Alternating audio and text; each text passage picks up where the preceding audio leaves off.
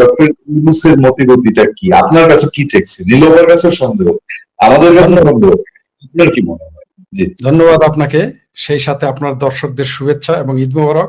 এবং আমার প্রিয় ব্যক্তিত্ব একজন, আমার বাংলাদেশে বড়জোর 20 জন প্রিয় ব্যক্তিত্ব, তার মধ্যে নীলুফার আফা আমাদের। আবার বললেন না যে জামালপুরে বলেই তারা আমি পছন্দের তালিকায় রাখছি, তা না।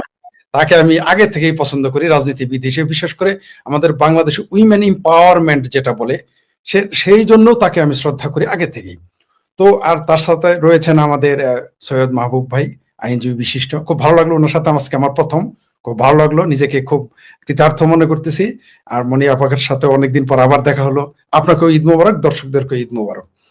এখন মানে দেশে বিদেশে যারা দেখতেছেন সকলকে ঈদ মোবারক। আপনি যে প্রশ্ন, অনেক 3-4টা প্রশ্ন করে ফেলেছেন, অনেকগুলো প্রশ্ন, এগুলো লিখতে গেলে মোটামুটি 3000 পৃষ্ঠার একটা রচনা হয়ে যাবে। তো এগুলো তো এভাবে বলা যাবে না। তো একটু জিনিস বলি আপনাকে। ডক্টর ইউনূসকে বলেন, আমি এখন ডক্টর ইউনূস বলতে রাজি না, কারণ মানুষের সর্বশেষ যে পরিচয় সেই পরিচয়টাই থাকে। সর্বশেষ তার পরিচয় হচ্ছে আদম ব্যাপারী। পৃথিবীতে একটা শাসক পেলাম যিনি একই সাথে নোবেল লরিয়েট এবং দেশের নির্বাহী প্রধান হয়ে, মানে আমি বলতেছি ওই মুহূর্তে তিনি নির্বাহী ক্ষমতার অধিকারী ছিলেন। একটা লোক আদম ব্যাপারে লাইসেন্স করে, আমি লিখিত দিতে পারি। মনে আপনাকে যদি বলে যে আপনাকে একটা মাগনা আদম ব্যাপারে ওই লাইসেন্সটা দিব, আমি নিশ্চিত মনে হাসতে হাসতে দম বন্ধ হয়ে যাবেন, যে কি পাগল হয়ে গেছে নাকি, আর কোনো ব্যবসা নাই, আর আমাদের আইনজীবী সাহেব দিবেনই না। এর মানে এই না আমি বলছি ট্রাভেল এজেন্সির ব্যবসা, রিক্রুটিং ব্যবসা খারাপ, তা বলছি না আমি। এটা বৃহত্তর পেশা। পৃথিবীতে অনেক দেশ, আমাদের দেশের রেমিটেন্স, মিডল ইস্টের রেমিটেন্স দিয়েই আমাদের দেশ চলে। কিন্তু বাংলাদেশের প্রেক্ষাপটে আদম ব্যাপারী শব্দটা হলো একটা বাটপারি শব্দ। মানুষ ভালো চোখে দেখে না, মানুষ তাদের কাছে বিয়ের সাথে পর্যন্ত দেয় না, তাদের পোলাপানের কাছে কেউ বিয়ে দেয় না। You believe it or not. আপনি দেখেন যার নামের আগে আছে আদম ব্যাপারী, তার কাছে কেউ মেয়ে দিবে না, যত টাকার মালিক হোক, কারণ এটা খুব ভালো চোখে দেখে না। আমাদের ডক্টরেট সাহেব, তিনি তার ক্ষমতার অপব্যবহার করে তার ট্যাক্স মাফ করিয়েছেন, 29 সাল পর্যন্ত তার সুবিধা নিয়েছেন, তারপরে তার আরো কত কিছু মওকুফ করে নিয়েছেন, একটা ইউনিভার্সিটিও নিয়েছেন। আচ্ছা তাই যাই হোক, ধরলাম তিনি একজন অধ্যাপক ছিলেন, তিনি একজন উচ্চ শিক্ষিত মানুষ, বিশ্ববিদ্যালয় নিল, এটা আমরা কোনো না কোনো ভাবে সেটা ক্ষমা দৃষ্টিতে দেখতে পারি। কিন্তু আদম ব্যাপারে লাইসেন্সটা আপনি কিভাবে দেখবেন বলেন? এটা কি হয় আমাকে দিল তো আমি নিব না? তাহলে তাকে আপনার আদম ব্যাপারী, তাকে ডক্টরেট বললে যারা ডক্টরেট তাদের লজ্জা দেওয়া হয়, তাকে যদি নোবেল লরিয়েট বলেন তাহলে আরো বেশি লজ্জা দেওয়া হয়। কারণ ডক্টর ইউনূসের নোবেল লরিয়েট যে হিসেবে তিনি পেয়েছেন সেটা 4 ভাগে ভাগ করা যায়। প্রথমত তসলিমা নামে একজন মেয়ের শরিক আছে, তারপর টেলিনর কোম্পানি তারে ভাগা দিয়ে নিছে, তারপর গ্রামীণ ব্যাংক এবং ডক্টর ইউনূস মিলে পেয়েছে। তার মানে কি সে কোয়ার্টার নোবেল লরিয়েট? তাকে নোবেল লরিয়েট বলা যাবে না। ডক্টরেট বললেন না, ডক্টরেট বাংলাদেশে অনেক আছে, লজ্জা পায় এখন ডক্টরেট পরিচয় দিতে। আদম ব্যাপারী বলাই ভালো। যাই হোক, যে ব্যক্তি কিনা ক্ষমতা থাকতে আদম ব্যাপারী লাইসেন্স করে, সে তো এই দেশের নির্বাহী হওয়ার আরেকবার চান্স তো সে নিবেই। সে বলতেই পারে যে তারেক রহমান সাহেব, আমার ভাতিজা, আমার প্রিয় ভাতিজা, আমাকে একটু আবার প্রেসিডেন্ট নিয়ে নেন, আর আপনি যেটা বল প্রেসিডেন্ট হিসেবে নিয়োগ দেন। কিন্তু তারেক রহমান, আমাদের জামাল ভিরো যদি পাগল হইতো তাও তাকে প্রেসিডেন্ট নিয়োগ দিবেন, এটা আপনি নিশ্চিত থাকেন। আপনি এটা নিশ্চিত থাকেন। বিএনপি কোনোদিন এই ভুলটা, বিএনপি আরো 20টা ভুল করবে বড় বড়, কিন্তু এই ভুলটা তারা কোনোদিনই করবে না। এটা আমার রাজনৈতিক অভিজ্ঞতা থেকে আমার মনে হয়, আমার জীবনের অভিজ্ঞতা, বয়সের অভিজ্ঞতা, রাজনীতির অভিজ্ঞতা থেকে আমার এটা মনে হয়।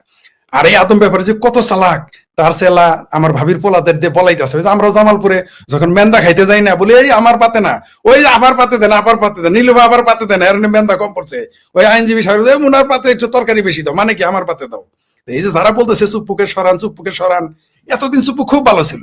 চুপ্পু সাহেব যতদিন নাম, তারা কি ভালো জানে, তার পূর্ণ নাম প্রেসিডেন্ট তো বলেই না, মহামান্য তো বলেই না, পূর্ণ নামও বলে না। মানে চুপ্পু একটা আমগর বাংলাদেশ, আমগর এলাকায় থাকে যে কি গেন্দির বাবা, এরকম ভাবে আর কি, যে পেশার বাবা, এরকম ভাবে মনে হয় যে সে কিছুই ছিল না। কিন্তু এর হাতেই তারা শপথ নিয়েছে, তার নির্বাহী আদেশ দিয়ে অনেক কিছু বাস্তবায়ন করেছে। এখন আর ভালো না, তাহারই ভাষায় বলতে হয়, এখন আর চুপ্পু ভালো না, চুপ্পু এখন খুব খারাপ হয়ে গেছে, নৌকা পার হয়েছে, মাঝে এখন শালা হয়ে গেছে। এরপরে যারা কি বলবে আল্লাহ জানে। তো এরা এই বাটপাড়িটা আমার ভাবির পোলাদের দিয়ে এগুলো বলাইতেছে, কারণ তিনি তো সেই লোক যিনি বলেছিলেন জনগণ আমাকে 50 বছর ক্ষমতায় দেখতে চায়। আমরা সেই ভাষণ তো শুনেছি। সেই লোকটা যে কত গ্রিডি, এটা যদি বলেও থাকে তার তো বলা উচিত না। একটা মানুষের তো চক্ষু লজ্জা, তার বয়স 86-87 বছর বয়স, সে আরো 50 বছর ক্ষমতায় থাকবে, এই শব্দ শুনতে চায়। তার মানেটা কি? আপনি সেটাই শুনতে চান যেটা আপনার মনের ভিতরে আছে। কোনো সন্দেহ না, আমরা কোন গান শুনি যেটাকে আমরা ভালোবাসি, পছন্দ করি, তাই না? আমরা তো যে রূপবান গান পছন্দ করে তার সামনে তো আপনার মাইকেল জ্যাকসনের গান বাজাইতে পারবেন না, সে শুনবেও না, যতই ভালো শিল্পী হোক। তো এই যে তারপর আসলেন হইলো আপনার, তার মানে সে তলে তলে ইচ্ছা আছে, মনের ভিতরে একটু ইচ্ছা আছে, সেটা সরাসরি প্রকাশ করতে পারতেছে না। যাই হোক, বিএনপি সেটা বুঝে, বিএনপিও সেটা বুঝে, বাংলাদেশের জনগণও সেটা বুঝে, আমাদের দর্শকরাও আমাদের সে ভালো বুঝে, কম বুঝে না একেবারে।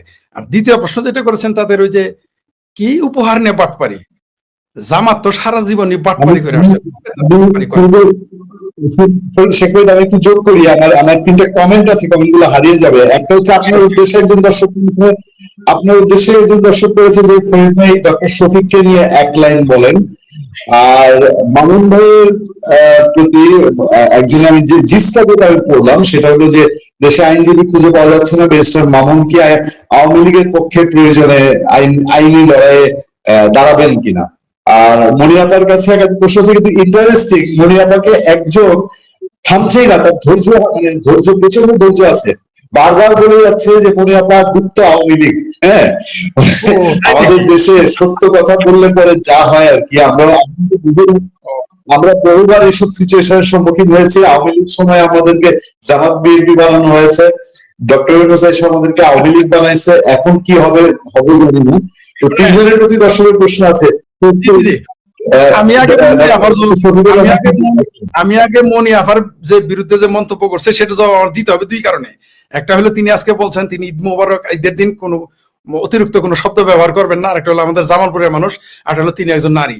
যে ব্যক্তিটাই প্রশ্নটা করেছেন তিনি জানতে চাইছে বিএনপি কি এনডিএ চুক্তি নিয়ে তাদের সুস্পষ্ট মতামত জানাবে কিনা, মুনিয়াপা এই বিষয়ে কিছু বলবেন? ওইটা আপা বলবে। আমি এই যে আপাকে যে অভিযোগটা করছে গুপ্ত আওয়ামী লীগ, সেটা জবাব দিই। ভাই নীলুফা চৌধুরী মনি তো দূরের কথা, আমি শেখ ফরিদ, আপনারা যে আমাকে দালাল বলেন আওয়ামী লীগের, নরেন্দ্র মোদী দালাল বলেন, একটা আওয়ামী লীগের নেতার সাথে আমার ছবি দেখাইতে পারবেন? একটা আমার জীবনে আমি হাফ প্যান্ট পরার পরের থেকে যেদিন ফুল প্যান্ট পরা শুরু করছি সেদিন থেকে রাজনীতিতে নামছি, একটা আওয়ামী লীগের সাথে আমার ছবি দেখাইতে পারবেন? তাহলে আর নীলুফার চৌধুরী আপাকে বলতেছেন আপনি গুপ্ত আওয়ামী লীগ, মানে আপনি যে জামাতি বট, এটাই কিন্তু আমরা বুঝে ফেলছি। জামাতি বট ভাইরা যতই চিকরা চিকরি করেন, আপনাদের বট বাহিনীতেই থাকতে হবেন। আপনারা এবার আওয়ামী লীগ নাই বলে আপনারা 68টা সিট পেয়েছেন, আমরা এগুলোও জানি, হাতে পায়ে তারেক রহমানের হাতে পায়ে ধরে, এই নীলুফা আপাদের হাতে পায়ে ধরে কিন্তু আপনারা পাশ করেছেন, আমরা জানি।